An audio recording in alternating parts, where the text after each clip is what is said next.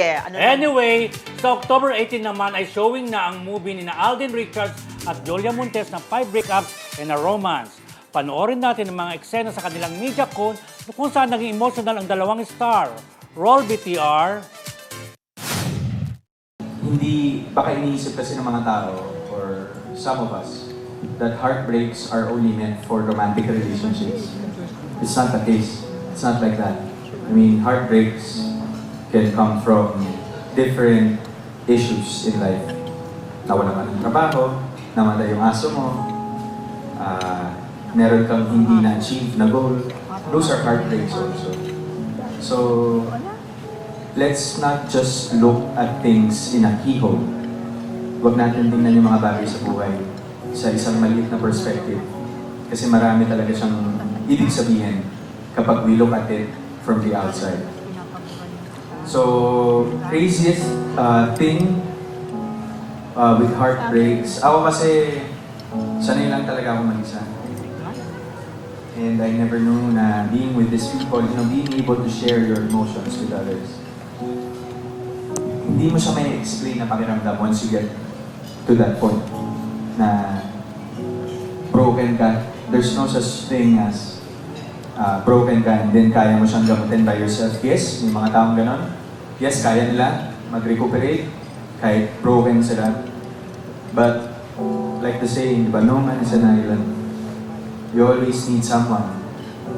Hindi kailangan grupo. I mean, selected people na you can count by hands. Kasi at the end of the day, if all else fails, of course the Lord won't fail you. And these people won't fail you. They will accept you regardless of what happened and regardless kung sino ka pa man at mga nangyari sa buhay mo. So I think craziest, wala naman. But I think yung craziest ko kasi is kinikim-kim ko siya lahat. I just, kaya ko to. I'm bottling it up na sinusolo ko lang lahat. And then later on, pag nahabol ka na niya, pag sobrang dami na, kumbaga kagaya nga nasabi ko kanina, para siyang butas ng damit. Nag-start ng maliit, pero pag malaki, ang hirap na niyang ayusin.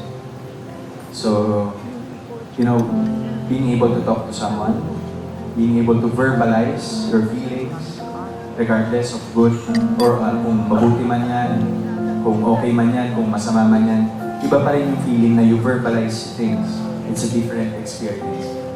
So, tinuro sa akin itong dalawang film. Kaya mahal na mahal kasi.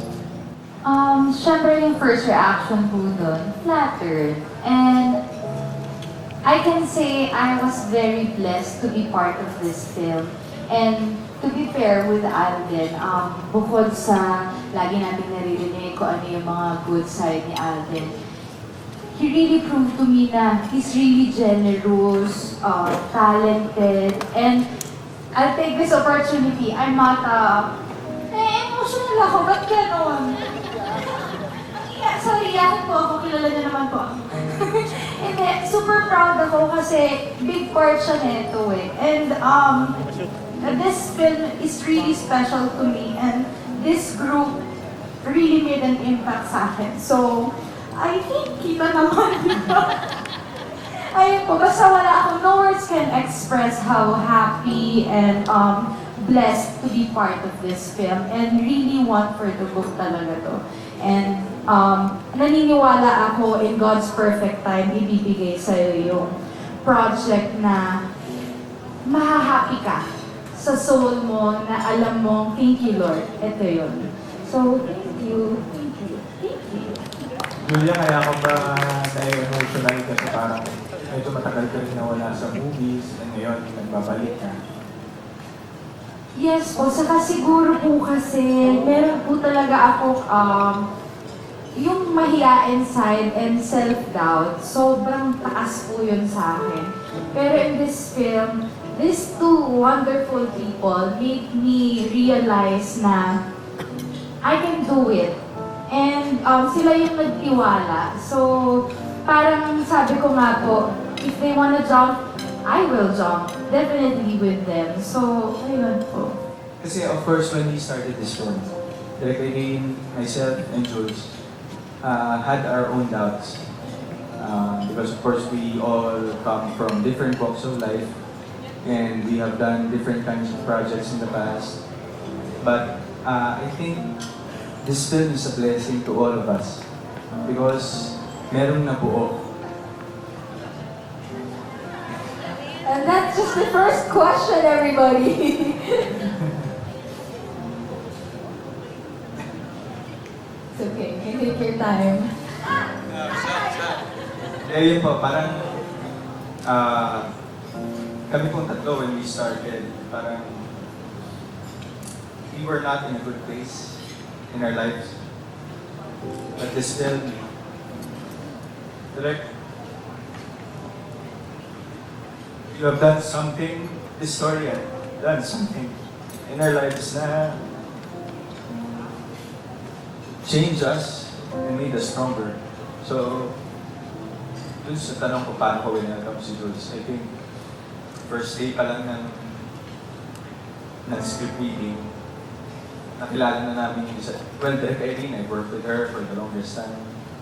And assistant director pa lang si Direk, ka-work ko na siya. So it's been a decade. Si Jules first time, pero sasalo ko ng bala sa dalawang to.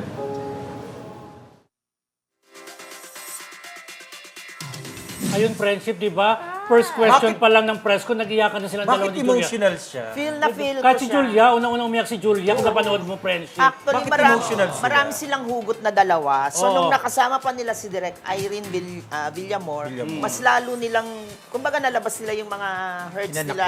nila. Kaya parang nakatulong pa yun doon sa ginawa Ang galing nilang ng pelikula. director. Magaling Oo, talaga yung director. Nailabas nila, Oo, nailabas oo. niya yung Kaya bubog. naging, Correct. bago lang sila, di ba, na nagsama. Nagkaroon na sila ng bonding agad. Parang Instant relate na relate bonding. sa friendship sa bubog. Naku, eh. narinig mo si Alden, Alam mo, my ang God. bubog na yun, una ko narinig yan kay,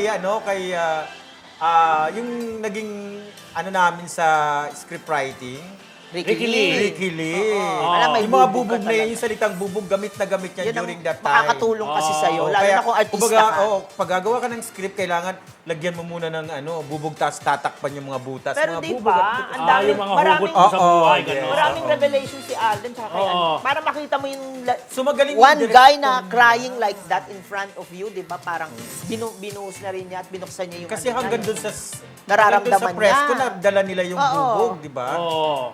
In fairness, sana lumabas ang mga tao sa sinas October 8 at Na ano sila. magang-magang. Di At ba? sana, maintindihan natin ang sinasabi ni Direk Irene na quantum entanglement. Ayan. Ano yun? Anong ibig sabihin nun? Research mo, ni-research ko yun. Ay, Oh, so, anong ibig sabihin? I'm busy right Kasi now. na-research ko na pala. In simple layman's term, kasi parang ano lang yan, serendipity, yung talagang kahit malayo kayo, magkaiba kayo, Serendipity spell. Oh, so kahit malayo, May chance na kayo pa rin dalawa ang may magtagpo. ano pa rin. Oo. totoo naman yan. Kayo talaga. Oo. Hindi Yung yung sinasabi, scientific, ano kasi yung hindi yung quantum. sinasabi nila pinagtagpo pero hindi Oo. tinadhana. Pero ito, kahit malayo, magtatagpo. Basta Oo, may mangyayari. kasi di ba yung naghiwalay, yung akala mo hindi kayo, pero pagkatapos Pagdating ng ng ilang panahon, taon, ilang panahon, eh, Kayo pa. magkakatikiman din kayo. Charot! Ay, Manet! Ay, Boyot! Hindi na Nauwi sa Viva pa.